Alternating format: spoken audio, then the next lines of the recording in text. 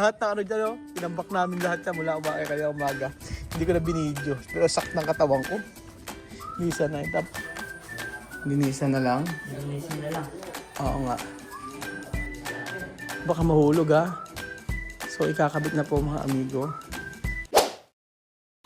Maulang araw po sa inyong lahat mga amigo. Grabe kanina. Grabe. Alam niyo po ba kanina?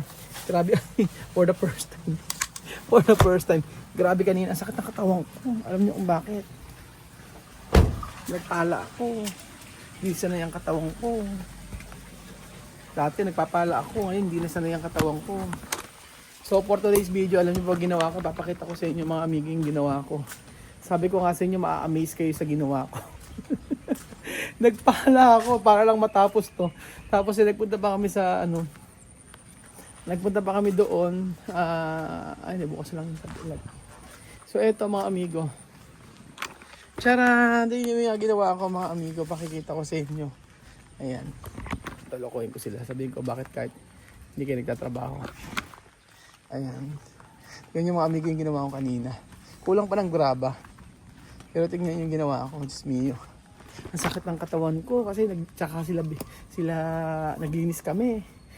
Ang sa mga salamin pa lang, hirap na kami. O ayan po. So ayan yung ginawa ko kanina mga amigo, yung ayan. Yung pinala ko ng pinala hanggang dulo. So ayan po mga amigo. Ayan. So ano pa ang ginagawa? Ayan na po mga amigo yung mga pinala ko kaninang umaga. Tapos nilinis namin kanina. Ganyan. Tapos eto pinala ko rin yan kanina umaga. Tapos na siya, pakita ko sa inyo. Ayan po mga, pero may mga gagawin pa ako dyan. Ayan. So syempre. Naku, sabi ko na ngayon lang gumagalaw eh. Nakita kita kanina sa CCTV, nakipagkwentuhan ka lang.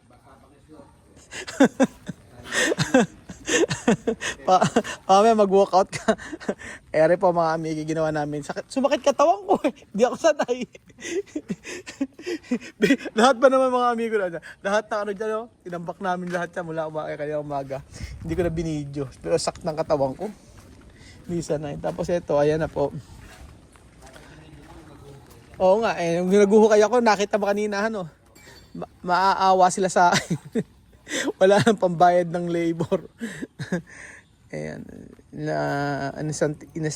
inasintahan nila ito mga amigo. Gawa ng para maganda. Para at least yung garden. Ito garden gagawin ko dyan mga amigo. Pero alam niyo in the future, ang gagawin ko dito, maglalagay ako ng mga rooms dyan.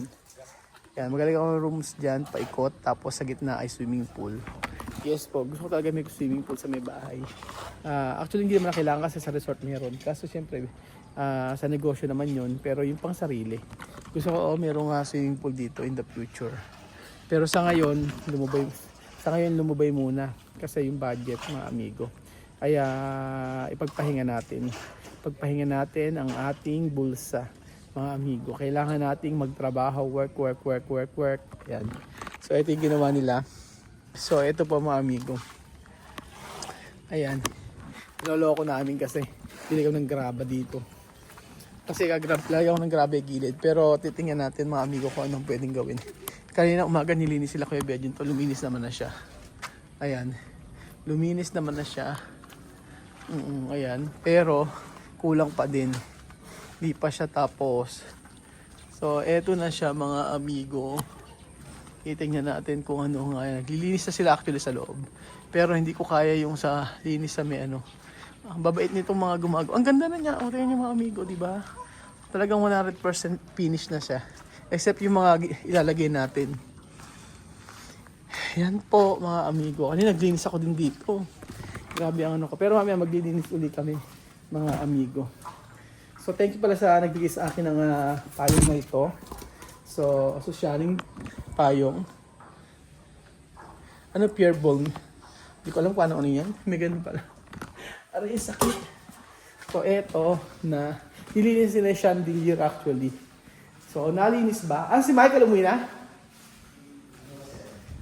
Ano si Michael? Hindi, Michael! Michael, may oras pa. Kabit mo yung mga ano. TV nga, nagpapatulong ako. Hindi, yung mga ano pa. Mga ilaw, may oras pa. Maaga pa eh. Tapusin mo lahat yan. Ay, salpak natin TV. Ayan po, nilinis na yung chandelier.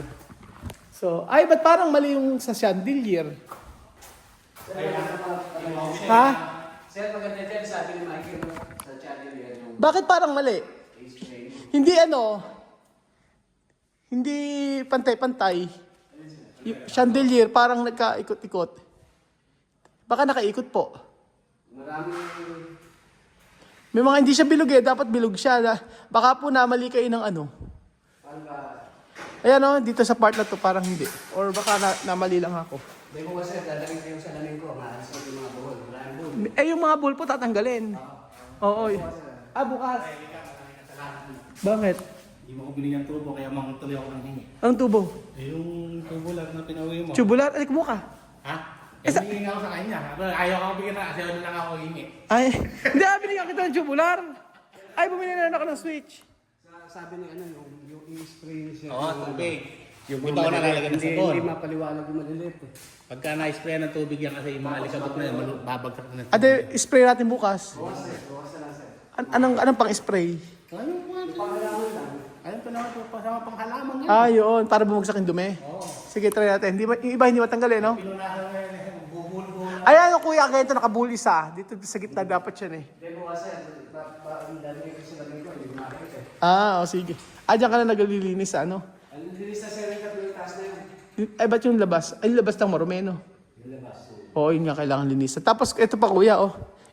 Iikot ako sir. Oh, ikutan mo to. Yung mga salamin natin sa taas. Para hindi na ako magpa-deep clean. Oh, ganun din naman kasi ang linis eh.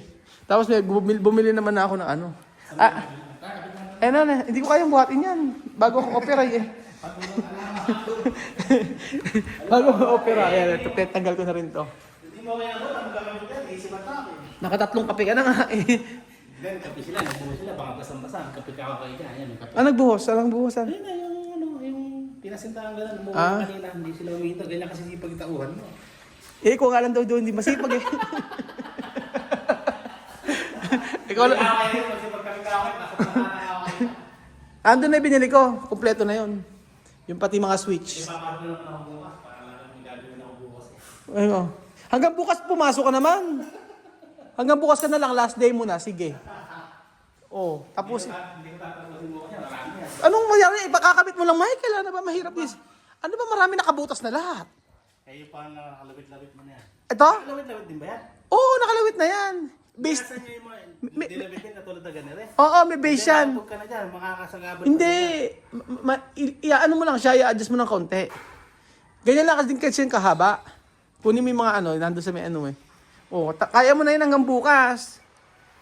Oh, wag ka na muna sa Kaya, o. tapusin mo na to hanggang bukas pati mga switch. Kaya. Yari kahit whole day o para lang nang gagawin, para lang ka nang balikan. Yun na lang. Kaya. Oh, ito na lang eh. Mga ano yan, may Sabado. Anong araw na ba ngayon? Hanggang Sabado eh paano yun?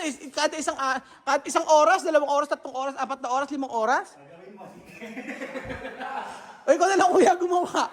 Hanggang Sabado pa raw, Biyernes, Sabado. Ibig sabihin, isang ilaw, isang araw, isang oras. May dila. Eto. Asan na ba yung kakabi?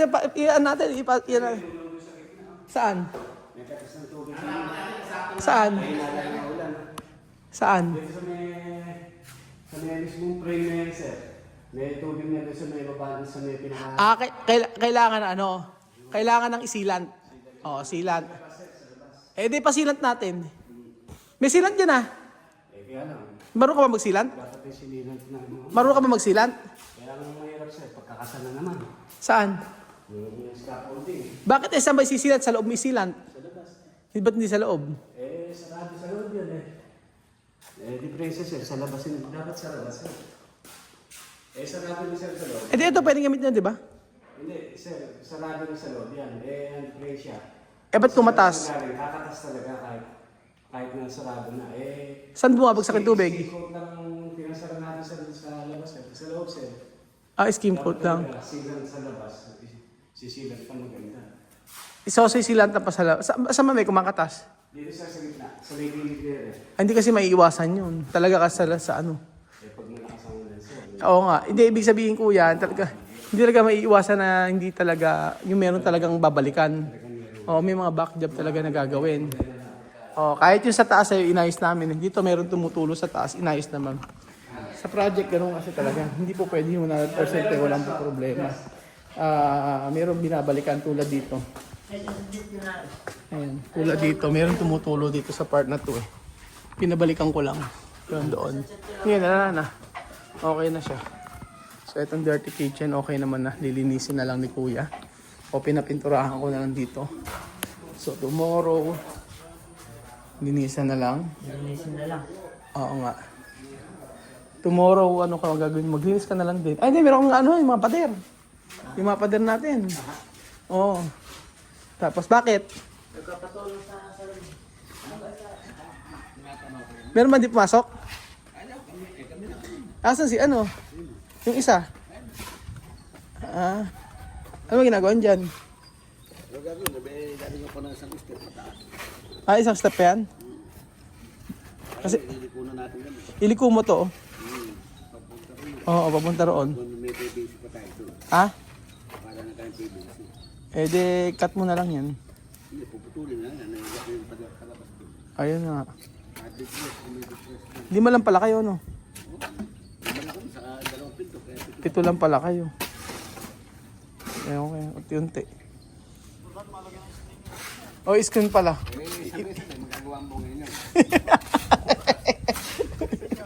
Binabanatan kay ko na nga papus yan. Tinitira.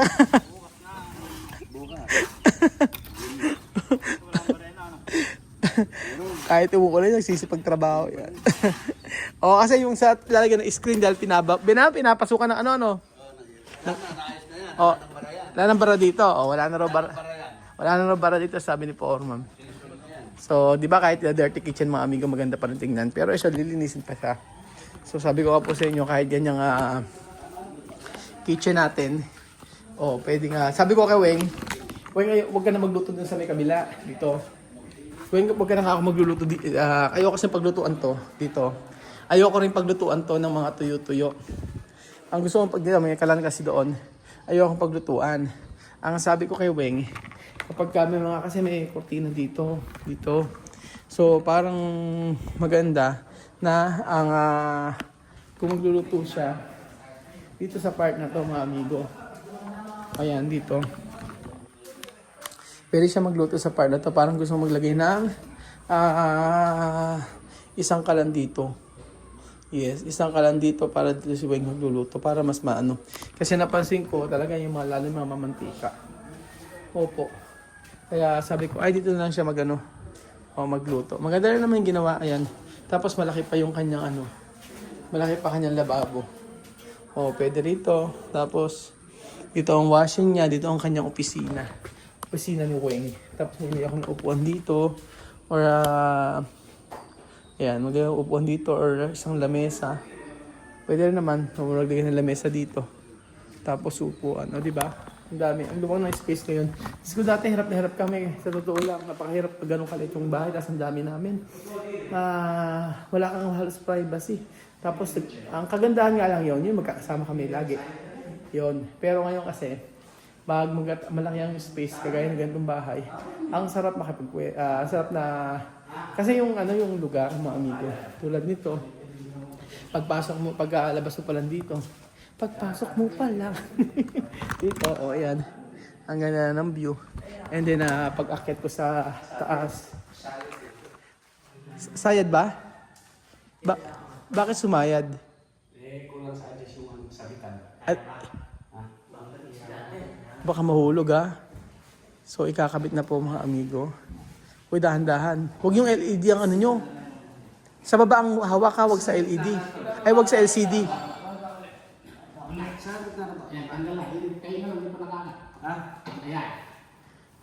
Huwag niyo sa ano hawakan sa. Kahit pumapila ka. Bakit? Dito ko to. Kasi Luis, parang mabibi ano to. Parang po pumagawa. Huwag niyo, wag. Ganun ba? Dali. Yung, ay, Diyos ko, ba't ganun? Eh. Tana. Bigat? Mabigat? Eh, ba't kasi hindi kayo apat?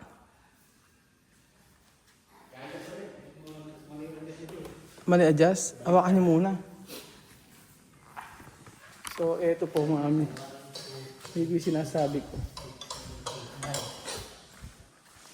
Yung sinasabi ko sa inyo mga amigo na